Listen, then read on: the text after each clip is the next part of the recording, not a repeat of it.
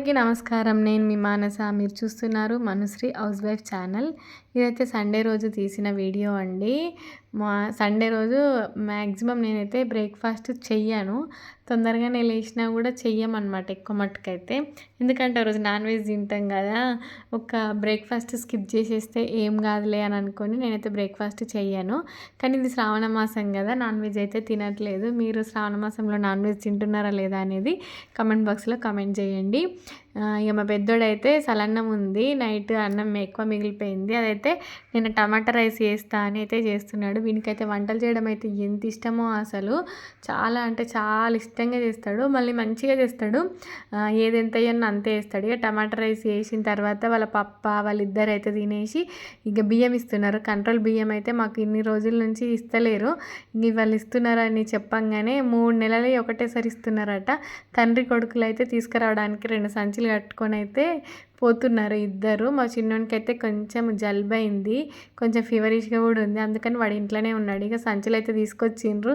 మా పెద్దోడు పట్టుకొని వచ్చిండు కానీ దింపొస్తలేదు. అందుకని నేనైతే కిందికి పోయి కిందనైతే వేసేసిన. అసలు ఎంత బరువున్నాయో అవి అయితే బియ్యం అయితే.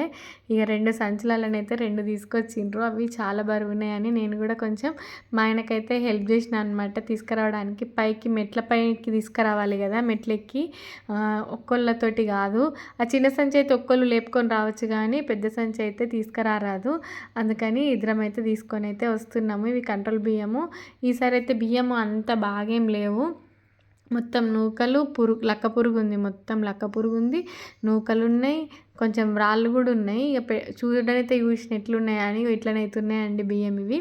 ఇక ఇవి పెట్టి చూస్తే ఎట్లుంటుందా అని వాళ్ళనైతే పెడదాము అని అయితే అనుకుంటున్నా.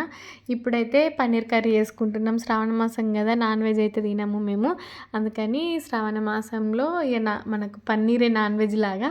అందుకని మా పెద్దోడైతే కొంచెం వెరైటీగా చేద్దాము అని విస్మయ్ ఫుడ్ వాళ్ళది ఉంటుంది కదా, ఛానల్ అయితే ఓపెన్ చేస్తాడు. వాడు ఏదైనా వంట చేయాలి అని అనుకుంటే ఆ విస్మయ్ ఫుడ్ ఓపెన్ చేసి వాడికి ఏ రెసిపీ కావాలనో చూస్తాడనమాట. ఇక్కడనైతే పన్నీర్ చూసిండు. కొంచెం నేను డిఫరెంట్గా చేస్తానైతే వాడే పన్నీర్ కట్ చేసిండు, చిన్న చిన్న కట్ చేసిండు. అవి ఫస్ట్ ఆయిల్లో ఫ్రై చేయను నేనైతే, మామూలుగానైతే అట్లనే వండేస్తా. ఇవి ఆయిల్లో ఫ్రై చేయాలి అని చెప్తే అవి నుజ్జు నుజ్జులాగా అయిపోయినాయి. మా పెద్దోడైతే మా చిన్నోడు ఏమంటున్నాడు, వాడు స్నానం చేసి కొత్త డ్రెస్ వేసుకుంటే ఎటు పోతున్నావురా కొత్త డ్రెస్ వేసుకొని రెడీ అయినావు అని అయితే అడుగుతున్నాడు. వాడు వీడి ఇంటి దగ్గర ఉంటేనైతే నన్ను వంట చేయనియాడు, ఏం చేయనియాడు. అమ్మ అమ్మ అనుకుంటే నేను బట్టినే తిరుగుతాడు. మా చిన్నోడు కొంచెం హుషారు లేడు కాబట్టి వాడు ఒక్క దగ్గర కూర్చున్నాడు. లేకపోతే వాడు కూడా వంట రూమ్లోకి వస్తాడు. నేనే చేసుకుంటారా, నువ్వే ఆడ కూర్చోపోరా అంటే నేను చేస్తాను, నువ్వు ముట్టకు అని అంటున్నాడు. ఇంకా నన్ను అసలు ఇంకా ఏమన్నా అంటే వీడియో తీస్తున్నారంట, ఆ వీడియో నన్ను కూడా నేనే ఇస్తున్నా అని చెప్పు వాళ్ళకు అని అయితే చెప్తున్నాడు ఇక్కడ వాడు. ఇక చూడండి, ఇక మొత్తం అయితే నుజ్జు నుజ్జు అయిపోయినాయి. ఏమంటున్నాడు, మా పెద్దోడే కట్ చేసిండు, నుజ్జు నుజ్జు అయిపోయినాయి అని చెప్తారా అంటే నా పేరు చెప్పకు నువ్వు అని అంటున్నాడు. ఇవి ఫ్రై చేసుకొని పక్కన పెట్టేసుకున్న తర్వాత మేము ఇప్పుడు ఏం చేస్తున్నామంటే కాజు అవన్నీ వేసి డాబా స్టైల్లో పన్నీర్ కర్రీ చేస్తున్నాము. చపాతీలోకైనా రైస్లోకైనా చాలా బాగుంటుంది.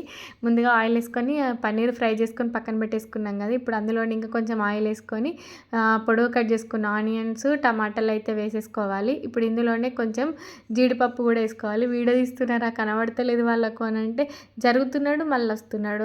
నేనే కలుపుతా నేనే వండుతీ కర్రీ మొత్తం అని అయితే కలిపిండు. అందులో జీడిపప్పులు కూడా వేసుకున్నా. కొంచెం టమాటాలు మెత్తబడడానికి అయితే కొంచెం వాటర్ కూడా వేసేసుకున్నా. వాటర్ వేసుకొని ఒకసారి బాగా కలుపుకున్న తర్వాతనైతే ఇక ఇది కొంచెం టమాటాలు మెత్తగా అవ్వాలి. మెత్తగా అయినాక అది చల్లారేదాకా నేనైతే ఇక ఇప్పుడు కంట్రోల్ బియ్యం తీసుకొచ్చిండ్రు కదా, అవి ఎట్లా అవుతాయా అని మా ఆయననైతే కొంచెం రాళ్ళు ఏరిచ్చిండు నాకు. అందులో బండలు ఏమైనా ఉన్నాయా అని చూడమంటే కొంచెం అయితే ఏరిచ్చిండు. మళ్ళీ నాకు డౌటు, ఇంకా పిల్లలు తింటారు కదా, ఇక్కడ చిన్న రాళ్ళు ఉంటే తెలియదు అని నేనైతే ఇక్కడ గాలిచ్చుకుంటున్నా. బియ్యం అయితే గాలిచ్చి పెడితే మనకు చిన్న రాళ్ళు ఉన్న చిన్న చిన్న ఉసుకున్నా కూడా లాస్ట్కి వెళ్ళిపోతుంది. ఇక్కడనైతే నేను గాలిస్తేనైతే చిన్నవి 3 రాళ్ళు అయితే కనిపించినాయి నాకు. చాలా అంటే చాలా చిన్నగా ఉన్నాయి. అవి మనకు ఏరినప్పుడు కూడా కననే పడాయి, అసలు అంత చిన్నగా ఉన్నాయి. గాలి ఇచ్చి ఒక 4-5 సార్లు కడిగి అయితే పెట్టినాయి. ఇక కొంచెం దుమ్మే ఉన్నాయి బియ్యం అయితే, అవి చెరిగి జల్లెడ పట్టుకుంటేనైతే మంచిగానే ఉంటాయి. ఇక అటు సైడ్ అయితే బియ్యం పెట్టేసిన. ఇటు సైడు ఇప్పుడు ఇంతకుముందు మనం వేయించుకున్న టమాటా ఉల్లిపాయ ఉన్నాయి కదా, అవి అయితే చల్లారిన తర్వాత పేస్ట్ అయితే వేసేసుకున్నా. ఇప్పుడు అదే కడాయిలో కొంచెం ఆయిల్ వేసుకొని జీలకర్ర మనము ఇందాక పేస్ట్ చేసుకున్నది ఇదంతా వేసుకొని కొంచెం ఫ్రై అవ్వనివ్వాలి. ఎందుకంటే ఇది ఆల్రెడీ ఆయిల్లో మనం ఫ్రై చేసుకున్నాం కదా, ఎక్కువసేపు ఫ్రై అవ్వాల్సిన అవసరం ఏమి ఉండదు. ఇలా ఫ్రై అయిన తర్వాత ఇప్పుడు ఇందులో పసుపు కారము, ధనియాల పొడి, గరం మసాలా, సాల్ట్ అవన్నీ వేసేసుకొని ఒకసారి బాగా కలిపేసుకొని ఇందాక మనము మిక్సీ పట్టిన మిక్సీ జార్లోనే వాటర్ మనకు గ్రేవీకి ఎంత వాటర్ కావాలో అంత వాటర్ అయితే వేసేసుకోవాలి.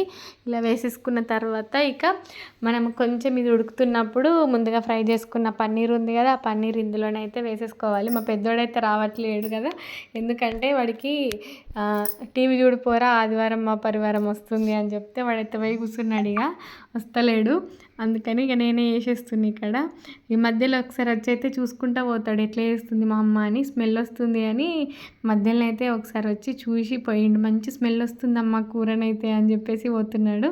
ఇటు సైడ్ రైస్ కూడా అయిపోయింది, ఇటు సైడ్ పన్నీర్ కూడా వేసేసిన చూడండి. అవు స్మెల్ అయితే వచ్చి చూస్తున్నాడు. మంచి చికెన్ లాగా వస్తుంది వాసన అని చెప్తున్నాడు వచ్చి.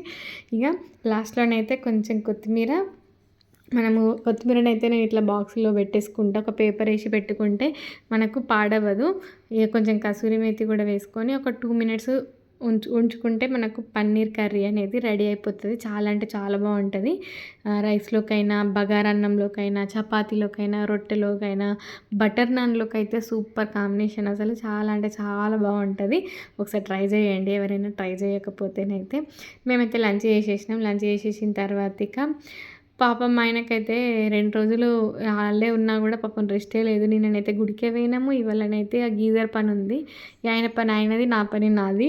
ఇక నేను ఈరోజైతే వెనుక అది మనకు కనిపిస్తుంది చూడు సోఫాలు అది వేసిన, అది పిల్లలై పాతగైన బట్టలు, చిన్నగైన బట్టలు, చినిగిపోయిన బట్టలతో అయితే అవన్నీ నేను కుట్టిన. అవి రౌండ్వి కూడా నేనే కుట్టిన, ఇది సోఫాలు వేసింది కూడా నేనే కుట్టిన. అప్పుడు నాకు ఇంకా మిషన్ రాదు, చేతితోటే కుట్టిన అవన్నీ అప్పుడు. ఇక వీటికి ఇప్పుడు ఏం చేస్తున్నా అంటే నేను దానిపైన మనం ఇట్లా వేస్తే సోఫా కవర్ లాగా వేస్తే అది ఉండట్లేదు, అసలు ఊరికి కింద పడిపోతుంది. అందుకని నా దగ్గర పాత బెడ్షీట్స్ చాలా ఉన్నాయన్నమాట. అవన్నిటితోటి నేను దీనిపైకి కవర్ కుడదాము, ఇప్పుడు ఎట్లయినా మిషన్ ఉంది కదా తొందరగానే అయిపోతుంది కుడితే అని. ఏ బెడ్షీట్ అయితే మంచిగా ఉంటుందా అని అన్ని బెడ్షీట్స్ అయితే తీసుకొచ్చి చూస్తున్నా ఏ కలర్ అయితే బాగుంటుంది సోఫా పైకి అని అయితే చూసి ఇదైతే ఫైనల్ చేసిన. ఇక ఇదైతే బాగుంటుంది సోఫా పైకి వేసుకోవడానికి అని ఇది ఫైనల్ చేసి ఇది కుడదాము అని. ఇక అవన్నీ నేను ఇంతకుముందు మీషోలో ఇది పక్కన పింక్ కలర్ కనిపిస్తున్నాయి చూడండి, ఇటు సైడ్ సోఫాలో మీకు కనిపిస్తున్నాయో లేదో చూడండి ఒకసారి. అవిటకు కూడా కుట్టి ఇట్లా వేద్దాము మంచిగా కనిపిస్తుంది. మా ఆయననైతే ఎన్ని డబ్బులైనా ఖర్చు పెడతాడు వేరే వాటికి, కానీ సోఫాలకైతే అవి మెత్త కూర్చోవడానికి కొనమంటేనైతే అస్సలు కొన్నాడు. ఎప్పటి నుంచి అడిగి అలసిపోయాను అనమాట. నేనే ఇక దాని సైజు చూసుకొని ఎంత సైజు ఉంటుందో చూసుకొని ఇక కొలతనైతే తీసేసుకొని వెడల్పు పొడవు అయితే కట్ చేసుకున్న తర్వాత ఇక్కడనైతే కుట్టేస్తుంది. ఇక మా ఆయననైతే అప్పటికే నేను గీజర్ ఓపెన్ చేస్తా. ఇక చాలా టైం పడుతుంది అది గీజర్ ఓపెన్ చేసి కడగడానికి, ఎందుకంటే పిల్లలకి ఎక్కువ రోజులు కడగకుండా ఉంటే ఇన్ఫెక్షన్స్ అవుతాయి అన్నమాట, చిన్నగా స్కిన్ ఇన్ఫెక్షన్స్ అట్లా అవుతాయి. అందుకని కడుగుదామని ఈరోజైతే డిసైడ్ అయ్యిండు.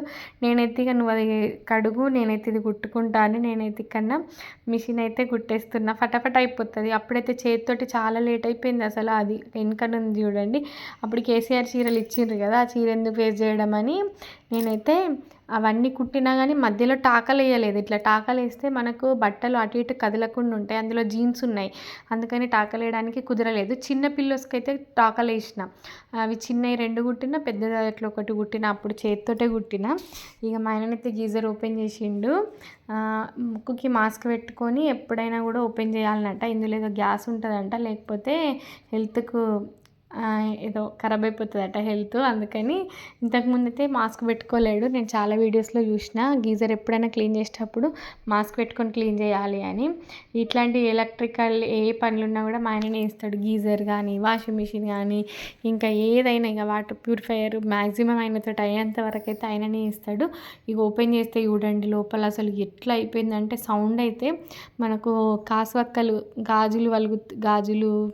గాజు సీసాలు పలుకుతే ఎట్లా సౌండ్ వస్తుంది అట్లా సౌండ్ వస్తుంది. అదంతా లోపల నుంచి ఎట్లా తీయాలి అని చూస్తున్నాం అనమాట. అందులో కొంచెం వాటర్ అయితే వేసి బయట కంటే చూడండి ఎంత చెత్త వస్తుందో అసలు. లోపల చూడండి అసలు ఎట్లా అయిపోయింది, ఒక కొండలాగా అంతా పేరుకపోయినాయి. అందుకే పిల్లలు ఈ మధ్య కొంచెం గోక్తా ఉన్నారు. నాకు కూడా అనిపించింది చాలా రోజులైంది కదా క్లీన్ చేయి అంటే ఇక ఇవాళ కుదిరిందనమాట దానికి ముహూర్తం. ఆయననైతే అది క్లీన్ చేస్తున్నాడు.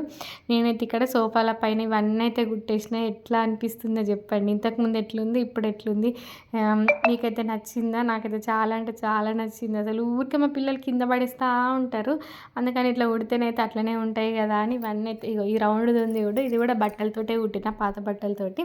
చాలా బాగా అనిపించింది. మా ఆయననైతే అదంతా క్లీన్ చేసిన తర్వాతనైతే చెత్త చూడండి ఇంతగానం వెళ్ళింది, ఇంకా ఉంది. ఇక ఆయన ఫిట్ చేసేటప్పుడే ఆయనకు డ్యూటీ నుంచి కాల్ వచ్చింది, డ్యూటీకి రమ్మని. పాపం అసలు తీరికనే ఉంటలేదు. ఒక 3 months అవుతుంది అనుకుంటా. ఎప్పుడు సండే వచ్చినా కూడా అసలు మధ్యాహ్నం పడుకోవడానికి కూడా టైం ఉంటలేదు. ఏదో ఒక పని ఉంటూనే ఉంది. ఈరోజైతే ఈ పని ఇక వెహికల్ రావడానికి కొంచెం టైం ఉందని చెప్పేసి ఇంకా ఫిట్ చేస్తూనే ఉన్నాడు. అప్పటికే వెహికల్ వచ్చిందని ఆయన అయితే డ్యూటీకి వెళ్ళిపోయిండు. నేనైతే ఇంకా నాకు బాసన్లు ఉన్నాయి, బట్టలు మడత పెట్టేసేటివి ఉన్నాయి, ఇంకా చాలా పనులు ఉన్నాయి. ఇంకా ఫ్రూట్స్ అయితే తీసుకొచ్చిండు, బయటకు వెళ్ళిండు అనమాట.